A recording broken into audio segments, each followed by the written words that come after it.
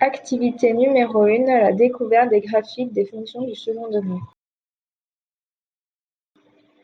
Tout d'abord, commençons par nous poser la question, qu'est-ce qu'une fonction du second degré? Une fonction du second degré va s'écrire sous la forme ax carré plus bx plus c, autrement dit un polynôme du degré 2.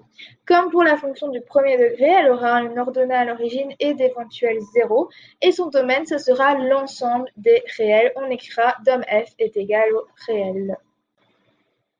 Maintenant, nous allons voir quelles sont les différentes caractéristiques du graphique d'une fonction du second degré. Le graphique sera toujours sous la forme d'une parabole et il aura une certaine concavité.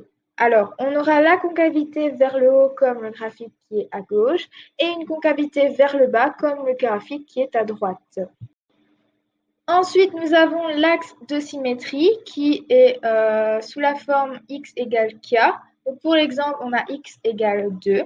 Dans une parabole, nous avons aussi le sommet qui est le point d'intersection entre la parabole et son axe de symétrie. Et donc, pour l'exemple, on a que les coordonnées du sommet sont 2, 3.